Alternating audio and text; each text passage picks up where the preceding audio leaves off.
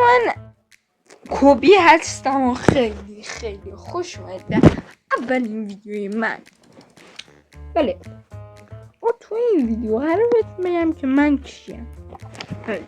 هر روز قرار چه ویدیویی بذاریم و درباره این تا همه چیز رو بهتون میگم.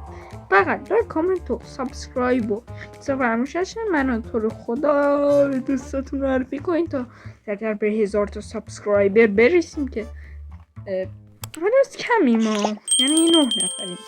دستشون در نکنه اون 9 نفر که ما رو دنبال کردن و عشق منیم. بریم سراغ ویدیو. خب آقا اول اینکه من کیم؟ آقا من کوبی هستم.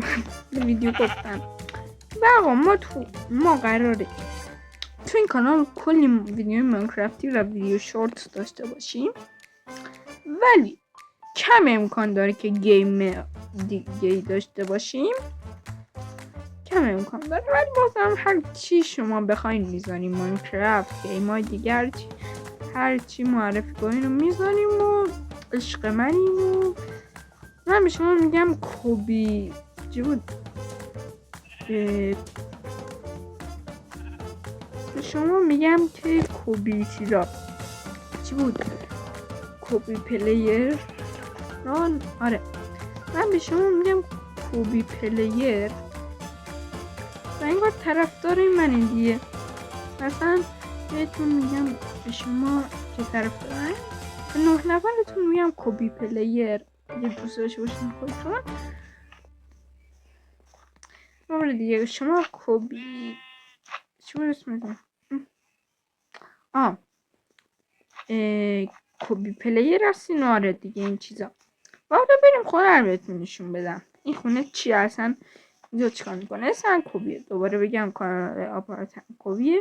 نه اسم واقعی ما نمیگم، اما اسمم تو یوتیوب کوبیه.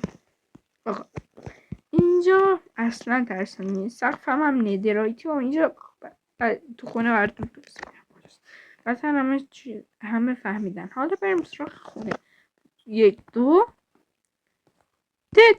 دن. خب آقا این در زیباست و این دایموند. خب آقا این که یه پله است و انگار یه پله گیمینگه، یعنی یه صندلی گیمینگه. اینم کیبورد، اینم ماوس، اینم فیگورای کاپر گلمه مثلا به عنوان مجسمه. اینم گلد طلایی، یعنی اینم یه فانت که روش کله کریپره. دقیقا اون برنامه ازش هست. و این دوتا این چیزه اسمشون رو یادم رفته. خب خودتون میدونی 100% اگه ماینکرافت پلیر باشین. و اینجا هم که تو کشوش هیچی نیست. و چرا اینجا اندراده؟ ولی خودم نمیدونم چرا 2 تا تخت گذاشتم. و حالا اینا رو ول کنید. این لوح 3000 تاییمه. این لوح 3000 تایی یوتیوب همه. این لوح 300,000 تایی. این لوح دایموندی. لوح 500,000 تایی. این هم لوح 1 میلیونی. منطقیه دیگه. آره که هنوز شدیم شدیم 500 1 میلیون سابسکرایبر. منطقیه دیگه.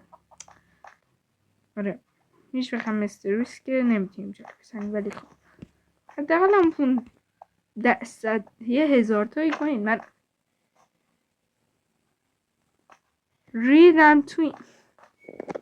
خب اینم یه واو چقدر زیباست. به اینم سورد و اینم یه ترایدنت زیبا و اینم یه دوربین و اینم یه غذا.